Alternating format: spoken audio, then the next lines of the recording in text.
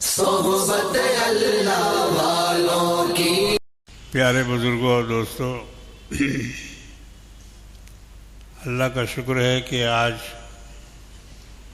اللہ تبارک و تعالی نے پھر ہمیں جمعہ کا مبارک دن دکھلایا،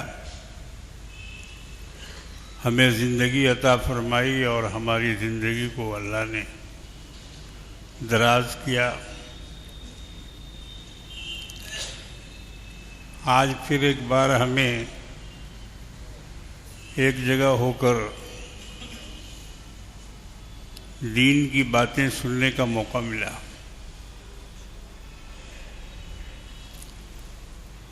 اور دین کے ان رہنماؤں اور ان پیشواؤں کے بارے میں بات چل رہی ہے جنہوں نے اسلام کی بنیاد میں حصہ لیا، اس کو پروان چڑھانے میں، اس کو دنیا کے کونے کونے تک پہنچانے میں حضرات خلفاء راشدین کا بہت بڑا حصہ ہے۔ ان میں سے سب سے پہلے خلیفہ جانشین رسول سیدنا ابو بکر صدیق رضی اللہ تعالی عنہ ہیں۔ پھر ان کے بعد سیدنا عمر فاروق رضی اللہ تعالی عنہ، پھر ان کے بعد حضرت عثمان غنی رضی اللہ تعالی عنہ ہیں، اور پھر ان کے بعد حضرت علی کرم اللہ تعالی عنہ۔ یہ چار ستون ہیں اسلام کے، دین کے۔ یہ بات بار بار اس لیے دہرائی جاتی ہے کیونکہ بہت سارے ذرائع ایسے ہیں جس سے ان عقیدوں کی تردید کی جا رہی ہے۔ قوالی کے ذریعے، نعت کے ذریعے، گویوں کے ذریعے ان عقیدوں پر ضرب لگائی جا رہی ہے جو اہل سنت والجماعت کا عقیدہ ہے۔ اس لیے آپ اگر بار بار اس کو سنتے ہیں تو اس میں آپ کا فائدہ ہے، اور آپ اس کو ذہن نشیں رکھیں، کیونکہ آج کل ایمان کے لوٹنے والے ہر جگہ پیدا ہو گئے، اور اس کے اتنے طریقے اپنائے جاتے ہیں، اتنا رنگ اس میں ڈالا جاتا ہے کہ جو کم پڑھے لکھے لوگ ہوتے ہیں یا جن کی معلومات سطحی ہوتی ہے وہ اس میں پھسل جاتے ہیں۔ اس لیے اپنے عقیدے کو مضبوط رکھنا چاہیے۔ رسول کے بعد چار، ابو بکر، عمر، عثمان، علی۔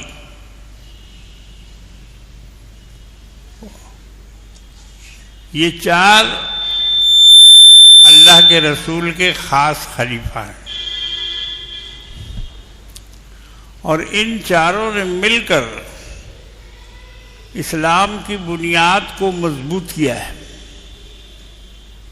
اس لیے ہمیں کبھی ان کو بھولنا نہیں چاہیے، اور کسی کے بہکاوے میں آ کر ان میں کوئی تبدیلی یا کوئی فرق نہیں کرنا چاہیے، یا ان کے بارے میں کوئی الٹی سیدھی بات، جیسا کہ کچھ لوگوں نے ایک طرح سے کہا جائے گا کہ بیڑا اٹھا رکھا، خلفاء کو برا بھلا کہنے کا انہوں نے گویا ایک طرح سے بیڑا اٹھایا ہے، ٹھیکہ لے لیا ہے، اور وہ اپنے تمام مواعظ میں، مجلسوں میں، تقریروں میں، ریکارڈوں میں، بیانات میں اس کا ذکر کرتے رہتے ہیں۔ اور ان چاروں بزرگوں کے خلاف ان کی باتیں ہوتی رہتی. انہوں نے ایسا کیا، انہوں نے ویسا کیا، فاطمہ کو صدق نہیں دیا، اہل بیت پر انہوں نے ظلم کیا، ان کا حق تھا، ان کا حصہ تھا. یہ سب اس طرح کی باتیں، یہ سب عبداللہ بن سبا کی بات ہے جو یمن سے آیا تھا، اور اس نے مدینے میں یہ سب عقیدہ پھیلایا کہ خلافت علی کا حق تھا. ابو بکر نے اس پر قبضہ کیا، ان کے حق کو غصب کیا. یہ اسی منافق کی پھیلائی ہوئی باتیں ہیں جو آج تک ایک فرقہ کے اندر اس کو پھیلایا جاتا ہے، مگر یہ باتیں حقیقت سے بالکل دور ہیں. ہمیں اتنا سمجھنا چاہیے کہ جب شاگرد کو برا کہا جائے گا تو استاد کیسا ہوگا؟ استاد کیسا ہوگا؟ استاد پر بات آئے گی یا نہیں؟ یہ سمجھا جائے گا کہ بھائی کس سے پڑھا ہوا ہے، کون پڑھایا ہے اس کو، اس کا استاد کون تھا. ابھی بھی ہمارے یہاں جب بچے زیادہ بدمعاشی کرتے ہیں تو لوگ ان کو یہی کہہ کے دھمکاتے ہیں کہ تم حافظ جی کو بول دیں گے، تم ان سے پڑھتے ہو رہو اور اس طرح سے بدمعاشی کرتے ہو، تمہاری شکایت کریں گے. اس لیے شاگرد کو برا کہنے کا مطلب یہ ہے کہ استاد کو برا کہنا. مگر اب کچھ ایسے عقل کے اندھے ہیں جن کو یہ باتیں سمجھ میں نہیں آتی، تو اس لیے ان کا تذکرہ، ان کا بیان، ان کے حالات زندگی لوگوں کو معلوم کرنا چاہیے، پڑھنا چاہیے، سننا چاہیے اور سمجھنا چاہیے. سیدنا فاروق اعظم رضی اللہ تعالیٰ عنہ، ان کے بارے میں اللہ کے رسول فرما چکے ہیں کہ اگر میرے بعد کوئی نبی ہوتا تو وہ عمر ہوتے. بہت بڑی بات ہے یہ. حضور نے کسی کے لیے یہ نہیں کہا، کسی کے لیے یہ بات نہیں کہی، مگر حضرت عمر کے بارے میں اللہ کے رسول نے فرمایا. بہت سارے فضائل و مناقب ہیں سیدنا عمر فاروق رضی اللہ تعالیٰ عنہ، مگر اب کیا کیجئے گا، اسلام کے دشمنوں کو سب سے زیادہ بغض انہی سے ہے، انہی سے ہے. ان کے بارے میں جتنا برا بھلا بولتے ہیں وہ لوگ، ابو بکر کے بارے میں نہیں بولتے، عثمان کے بارے میں نہیں بولتے، علی کے بارے میں نہیں بولتے، مگر ان کے بارے میں عمر، وہ اسلام کے دشمنوں کی آنکھ کا کانٹا ہے، کانٹا، کانٹا کی طرح کھٹکتے ہیں.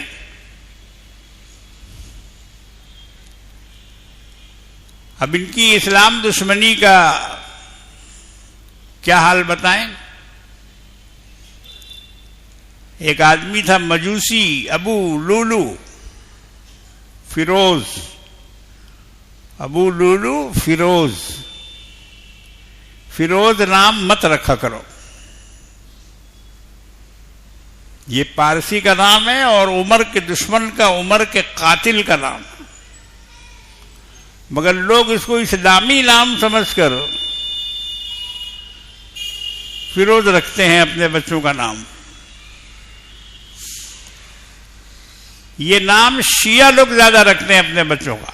یہ بھی سن لو، میں تو کھلم بات کرتا ہوں، ڈھاک چھوپ کے بات نہیں کرتا ہوں، کھلی ہوئی بات ہے. شیعوں کے ہاں یہ نام زیادہ استعمال ہوتا ہے اس لیے کہ وہ یہ سمجھتے ہیں کہ عمر کے قاتل کا نام ہے فیروز، تو جب ہم بیٹے کا نام رکھ دیں گے تو یہ عمر کا قاتل ہو جائے گا، عمر کا دشمن. اس کا نام تھا ابو لولو. فیروز نام تھا، ابو لولو اس کا لقب تھا. اس کمبخت نے سیدنا عمر فاروق رضی اللہ تعالیٰ عنہ جیسی شخصیت کو عین نماز کے حالت میں پیچھے کھڑا ہو کر مقتدی بن کے آیا، مصلی بن کے آیا، اور اپنے پیٹ میں خنجر چھپا کے لایا، اور اس خنجر کو زہر میں بجھا کے لایا. بڑی تیاری کی اس نے. بہت زہریلا خنجر تھا، زہر پلایا ہوا، جو اس زمانے کے ہتھیاروں میں یہ سب ہوتا تھا. وہ خنجر اس نے اس سے فاروق اعظم رضی اللہ تعالیٰ عنہ پر وار کیا، اور اسی کے وار سے فاروق اعظم رضی اللہ تعالیٰ عنہ شہید ہوئے.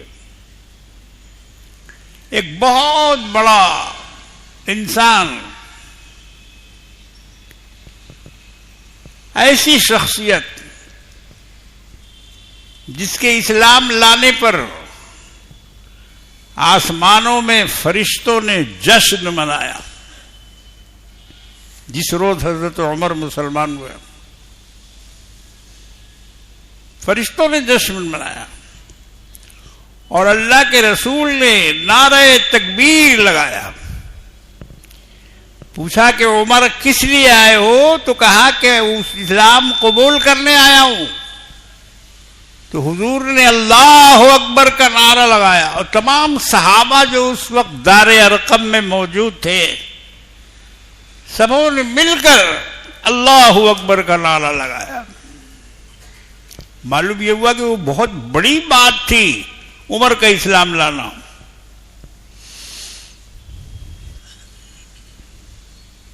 تو ایک ایسے شخص کو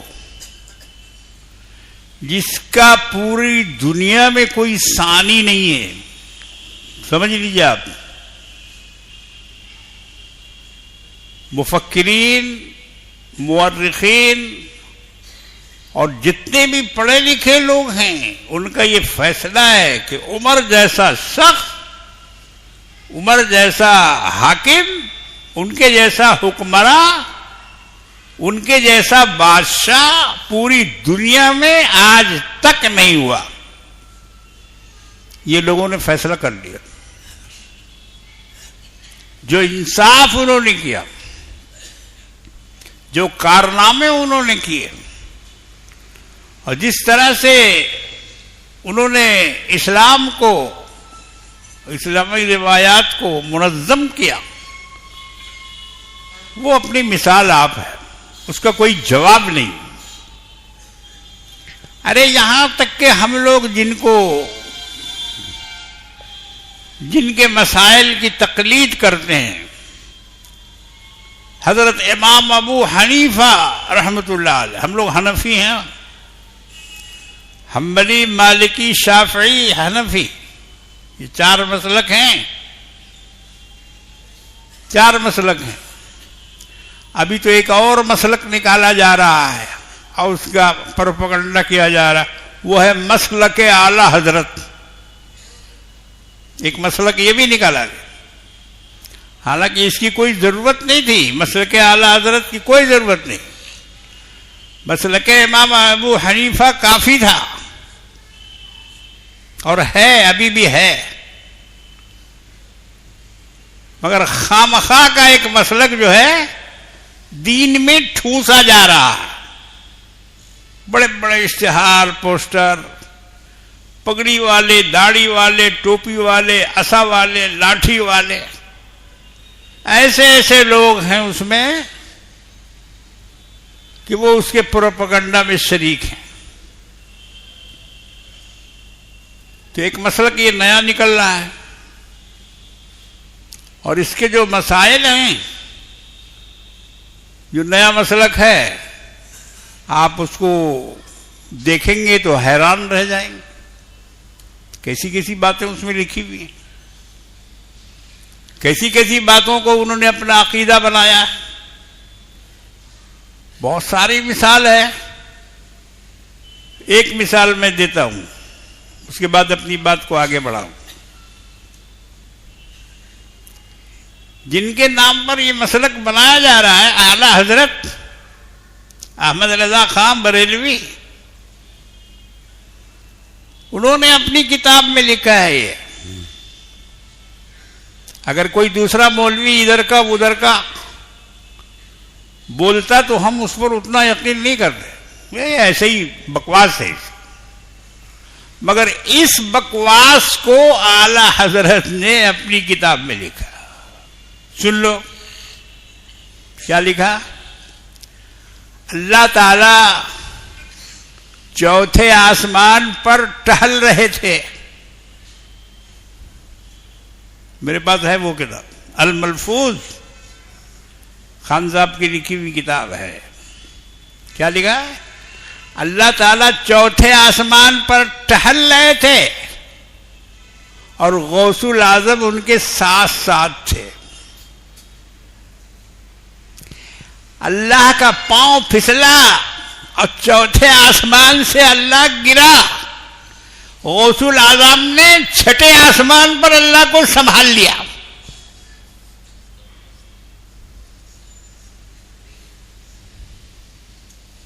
ایک کچے سے کچے عقیدہ کا مسلمان کے سامنے جب اس روایت کو پڑھا جائے گا تو اس کے دماغ میں ہتھوڑا لگے گا، یہ کیا ہے؟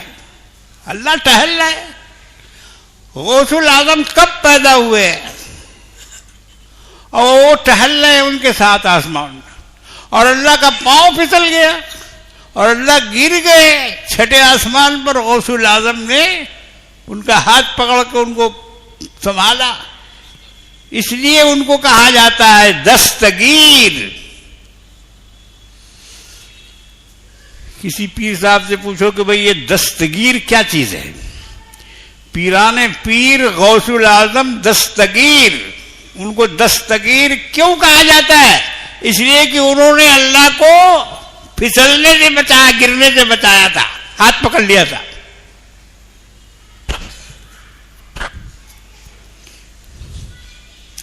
اب یہ سب باتیں تو ایسی ہیں کہ بھئی ہمارے حلق سے تو اتر نہیں سکتا. آپ لاکھ ان کے فضائل بیان کیجئے، لاکھ ان کے نام کا ڈنکا پیٹیے، لاکھ ان کے نام کا اشتہار چھاپیے، مسلک بنائیے، یہ کیجئے وہ کیجئے. ہم لوگوں کے ہم لوگ جاہل جیسے آدمی، ہم لوگوں کے حلق سے تو یہ سب باتیں بے دینی کی بات ہے، یہ اسلام کی بات نہیں ہے. نعوذ باللہ یہ بے دینی کی بات ہے. کسی کچے سے کچے مسلمان کا یہ عقیدہ نہیں ہے. یہ ہو سکتا ہے کہ اللہ تعالیٰ چوتھے آسمان سے پھسل کے گر بھی سکتا ہے اور پھر اس کو ایک دوسرا آدمی جو ابھی پیدا ہی بھی نہیں ہوا اور وہ جا کے ان کا ہاتھ پکڑ لے رہا ہے، دستگیری کر رہا ہے. تو ہم تو ایسے کوئی امام نہیں مانتے، نہ امام مانتے ہیں، نہ ان کو کسی مسلک، ان کا کوئی مسلک ہم مانتے ہیں. غلط ہے یہ مسلک اگر ہے تو. ہم ایسے مسلک کو نہیں مانتے، ہم ایسے امام کو نہیں مانتے.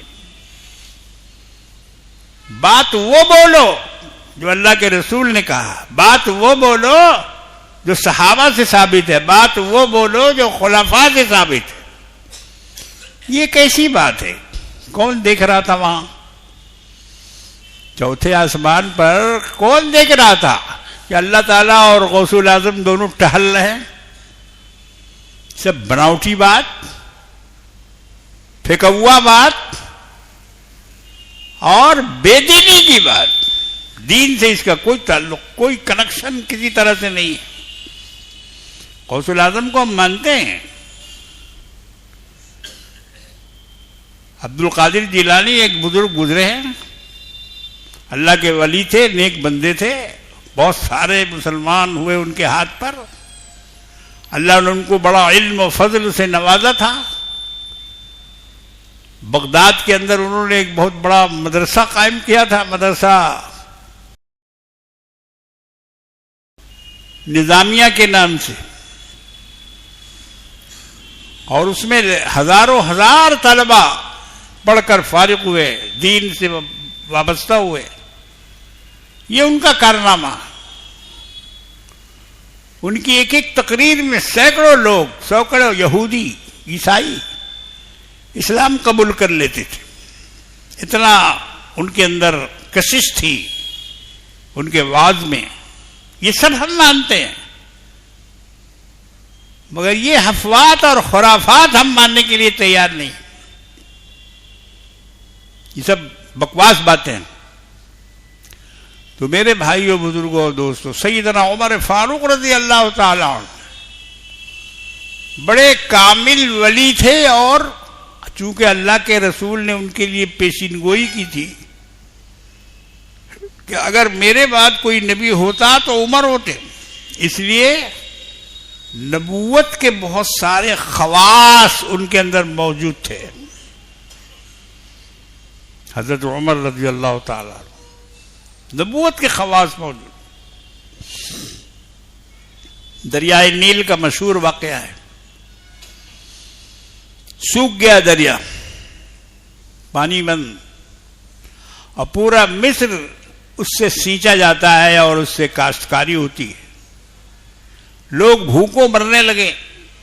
وہاں سے خبر آئی مصر فتح ہو چکا تھا جب مسلمان وہاں پہنچ گئے تھے. صحابہ کا قدم وہاں جا چکا تھا. سیدنا حضرت عمر بن عاص رضی اللہ تعالی عنہ کے ہاتھوں مصر فتح ہوا. تو مصر سے خط آیا حضرت عمر کے پاس کہ یہاں ایک دستور ہے، سالانہ ایک لڑکی کو سجا سنوا کر زیور پہنا کر نیل میں غرق کیا جاتا ہے، تب نیل پھر دوبارہ چالو ہوتا ہے، بلی دی جاتی. بلی کا رواج تھا مصر میں. ایک لڑکی کی بلی ہر سال اس دریا میں ڈالا جاتا تھا، تب جا کے پھر وہ دریا رواں ہوتا تھا. تو حضرت عمر بن عاص نے خط لکھا سیدنا عمر فاروق رضی اللہ تعالی عنہ امیر المومنین کہ یہاں ایسا ایسا ہوتا ہے اور ابھی دریا خشک ہے، سوکھا ہوا ہے، اور لوگ کہہ رہے ہیں کہ جب تک لڑکی کی بلی نہیں ڈالی جائے گی یہ دریا جاری نہیں ہوگا. جب یہ بات حضرت عمر رضی اللہ تعالی عنہ تک پہنچی تو آپ نے فرمایا کہ نہیں، یہ غیر اسلامی کام نہیں کیا جائے گا. اب اسلام وہاں پہنچ چکا ہے اور یہ غیر اسلامی کام ہے. کسی جان کی بلی دینا، وہ بھی دریا میں، یہ عقیدے کے بھی خلاف ہے، عقل کے بھی خلاف ہے. اس لیے یہ کام نہ کرو. میں ایک خط لکھتا ہوں. سیدنا عمر فاروق رضی اللہ تعالیٰ عنہ نے ایک خط لکھا دریائے نیل کے نام. وہ خط لمبا ہے، میں ابھی اس کا مضمون آپ کے سامنے پورا نہیں بتا سکتا، مگر مختصر میں یہ ہے کہ حضرت عمر نے لکھا کہ اے دریائے نیل، اگر تو اللہ کے حکم سے بہتا ہے تو جاری ہو جا اور جاری رہ. ہم خدا کے سوا کسی کی بلی دینے کے لیے راضی نہیں ہیں. ہم تجھے یہ کام نہیں کریں گے تیرے لیے، بلکہ تو اللہ کے حکم سے جاری ہو جا. اور اگر نہیں جاری ہوتا ہے، اگر تو اپنی مرضی سے چلتا ہے تو تیری مرضی، تو جاری ہو یا مت ہو. یہ خط لکھ کر سیدنا عمر فاروق رضی اللہ تعالی عنہ نے مصر بھیجوایا اور کہا کہ اس خط کو لے جا کر دریا میں ڈال دو. دریا میں ڈال دو. جس دن وہ خط دریا میں ڈالا گیا اسی دن دریا جاری ہو گیا، پانی چالو ہو گیا. کیا لکھا کہ اگر اپنی مرضی سے بہتا ہے تو تیری ضرورت ہمیں نہیں ہے، اور اگر تو خدا کے حکم سے بہتا ہے تو میں تجھے حکم دیتا ہوں کہ آج سے جاری ہو جا. یہ نبوت کے خواص میں سے ہے. جو حضرت عمر کے اندر تھی. اپنی آواز کو دور تک بغیر کسی سہارے کے پہنچا دینا، یہ بھی نبوت کا خاصہ ہے. سیدنا عمر فاروق رضی اللہ تعالیٰ عنہ کے زمانے میں یہ بھی ہوا.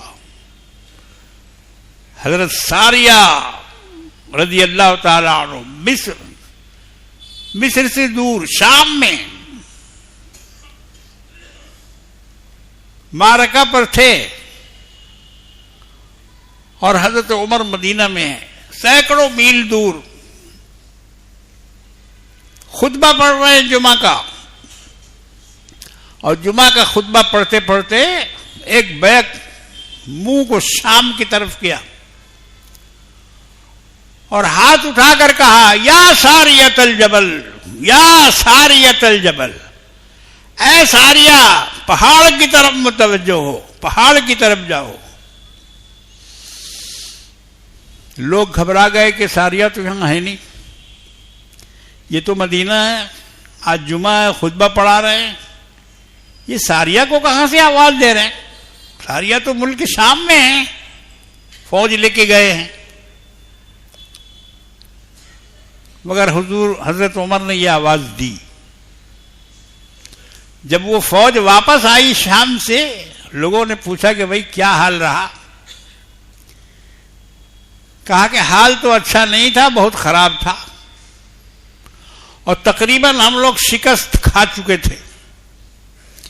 اچانک ایک آواز آئی، یا ساریۃ الجبل، اے ساریہ پہاڑ کی طرف متوجہ ہو جاؤ. تو ہم لوگوں نے اپنا رخ بدلا اور پہاڑ کی طرف سے پھر جا کر حملہ کیا. اللہ نے فتح دے دی اور وہ شکست فتح سے بدل گئی. یہ خاصیت ہر ایک کو نہیں ملتی، ہر ایک کو نہیں ملتی. اللہ کے رسول نے کیوں فرمایا کہ میرے بعد اگر کوئی نبی ہوتا تو عمر ہوتے؟ معلوم یہ ہوا کہ ان کے اندر کچھ گن تھا ایسا.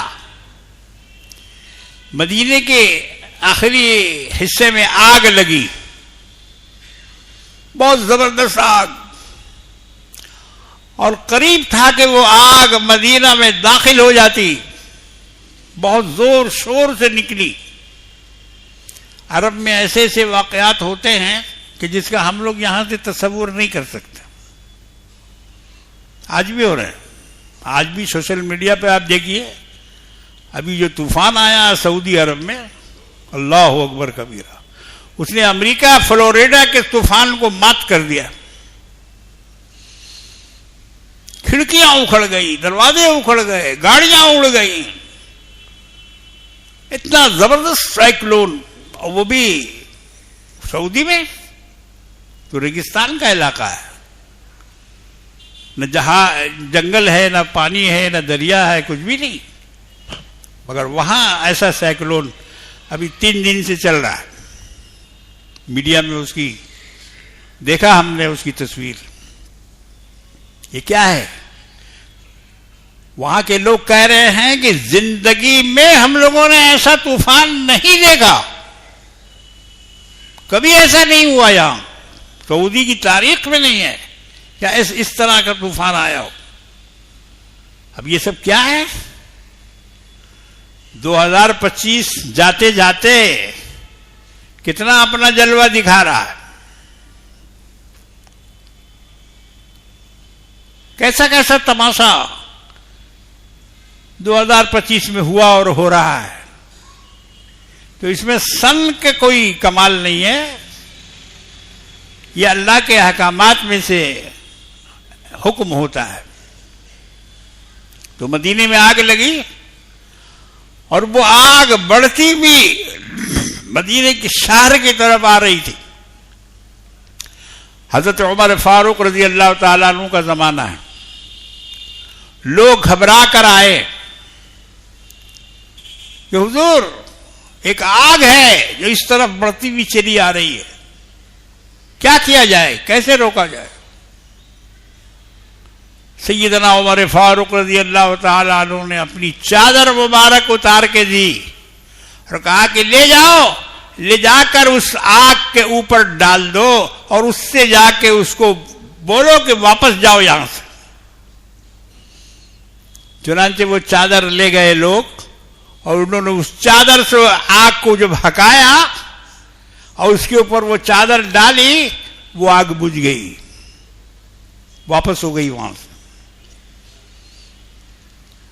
یہ کتاب کا واقعہ ہے, منہ زبانی نہیں بول رہا ہوں میں, تاریخ میں ہے, ایسا ہوا ہے. زلزلہ آیا مدینے میں, سیدنا عمر فاروق رضی اللہ تعالیٰ عنہ آپ نے اپنے پاؤں سے زمین میں 3 مرتبہ مارا اور کوڑا بھی چلایا, کوڑا رہتا تھا ان کے پاس. 3 دفعہ مارا اور کہا کہ اے زمین کیوں ہلتی ہے؟ کیا عمر نے تیرے اوپر انصاف نہیں کیا؟ عمر نے تیرے اوپر انصاف نہیں کیا؟ کیوں ہلتی ہے؟ 3 دفعہ پاؤں مارا اور اپنے کوڑے سے بھی مارا. زلزلہ رک گیا.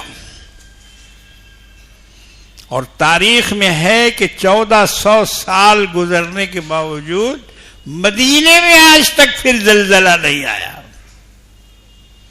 اب تک نہیں آیا.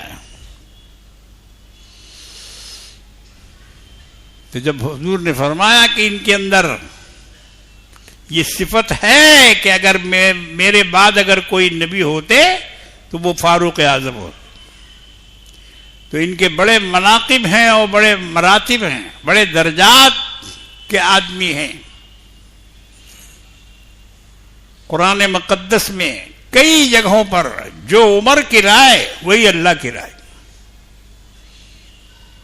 حضرت عمر نے کہا کہ یا رسول اللہ پردہ کو لازم کر دیجئے, یہ عورتیں بے پردہ آپ کے یہاں چلی آتی ہیں, آپ کی مجلس میں آ جاتی ہیں, یا بے پردہ باہر نکلتی ہیں, ان کو منع کیجئے, یہ پردے میں رہیں. حضور نے تھوڑا سا توقف کیا, وحی کا انتظار کیا. اس کے بعد وحی نازل ہوئی, جو عمر نے کہا تھا وہی ہوا. اللہ نے قرآن میں آیت حجاب نازل فرمائی. یا ایھا النبی قل لازواجک وبناتک ونساء المؤمنین یدنین علیہن من جلابیبہن. اے نبی, آپ اپنی بیویوں کو, آپ اپنی بیٹیوں کو اور تمام مسلمان عورتوں کو یہ کہہ دیجئے کہ بے پردہ بے حجاب باہر نہ نکلا کریں, اور اگر نکلے تو اپنے چہرے پر کوئی کپڑا ڈال دیا کریں. اس کو آیت حجاب کہتے ہیں. بہت سے لوگ کہتے ہیں کہ چہرہ چھپانا ضروری نہیں ہے, چہرے کا حجاب نہیں ہوتا ہے. غلط ہے, ہوتا ہے چہرے کا حجاب. ارے بھائی جب چہرے ہی کا حجاب نہیں ہوگا تو پھر حجاب کیا ہے؟ سر سے پاؤں تک ڈھک لو اور منہ کھلا رہے, تو اصل تو منہ ہے. آنکھ یہاں ہے, کان یہاں ہے, ناک یہاں ہے, گال یہاں ہے, زبان یہاں ہے, یہ سب تو منہ میں ہے. تو پورا بدن کو ڈھانپ لیا اور منہ کو کھلا رکھا, یہ کیسا حجاب ہے؟ یہ حجاب نہیں ہے. چہرے پہ کپڑا ڈالنا ضروری ہے, چاہے وہ برقع ہو, چادر ہو, کوئی بھی شکل کسی صورت سے ہو, اس کا ڈھانپنا چاہیے. بہرکیف سیدنا عمر فاروق رضی اللہ تعالیٰ عنہ کی یہ رائے تھی کہ عورتوں کو مسجد میں بھی نہیں آنے دینا چاہیے. انہوں نے منع کیا ہے, مسجدوں میں ان کی اجازت نہیں دی جائے, اور اگر اجازت دی جائے تو بہت اہتمام کے ساتھ ان کا حصہ, ان کا الگ مقام ہو جہاں وہ آ کے نماز پڑھیں. ہم لوگوں کو یہ کام اپنے مسجدوں میں کرنا چاہیے. بڑی مسجد میں ہم دیکھتے ہیں سینکڑوں عورتیں آتی ہیں خریداری کے لیے رمضان میں اور دوسرے موقعوں پر. ان کو نماز پڑھنے کی جگہ کہیں نہیں. مسجد میں جانا منع ہے. وہ جاتی ہے جا کے اوپر چھت پہ نماز پڑھتی ہے. مسجد کے اوپر چھت ہے. تو ضعیف عورتیں کیسے چڑھیں گی چھت پر؟ جن کے گھٹنوں میں تکلیف ہے وہ کیسے چڑھیں گی چھت پر؟ تو اللہ بھلا کرے یہ اہل حدیث والوں کا کہ انہوں نے اپنی مسجد میں عورتوں کی نماز کا الگ انتظام کر دیا. اب ہمارے گھر کی بھی عورتیں جاتی ہیں تو وہ اہل حدیث کی مسجد میں جا کے نماز پڑھتی ہیں، کیونکہ بڑی مسجد میں ان کے لیے جگہ نہیں ہے. ہر مسجد میں اس کا انتظام ہونا چاہیے تھا، مگر لوگوں نے غفلت کی ہے اور ابھی تک غفلت کر رہے ہیں. ڈھاکہ میں ہم نے کچھ دیر کے لیے رکے تھے سعودیہ جاتے وقت. ایک رات کا اسٹے تھا وہاں ہم نے دیکھا ہر مسجد میں عورتوں کی نماز کا انتظام ہے. ان کے لیے الگ جگہ بنی ہوئی ہے، وضو کی جگہ، طہارت کی جگہ، اور اس طرح سے کئی ایک مسجدوں میں ہم نے دیکھا. ڈھاکہ میں یہ انتظام ہے. بہرحال میرے بزرگوں اور دوستوں، سیدنا عمر فاروق رضی اللہ تعالی عنہ سن 23 ہجری میں 26 ذی الحجہ کو ابو لولو فیروز نے آپ کو برچھا مارا اور آپ نے جام شہادت نوش کیا. انا للہ و انا الیہ راجعون. اور اپنے ساتھی سرکار دو عالم صلی اللہ علیہ وسلم کے بغل میں، حضرت صدیق اکبر کے بغل میں گنبد خضرا کے نیچے دفن ہوئے. آج بھی یہ اسی میں گنبد خضرا میں ہیں. اللہ نے ان کی تقدیر کو بلند بنایا کہ رسول اللہ کا ساتھ دنیا میں بھی دیا انہوں نے اور آخرت میں بھی ساتھ دے رہے. اللہ تبارک و تعالی ہم سبوں کو سوچنے سمجھنے اور عمل کرنے کی توفیق عطا فرمائے. وآخر دعوانا الحمدللہ.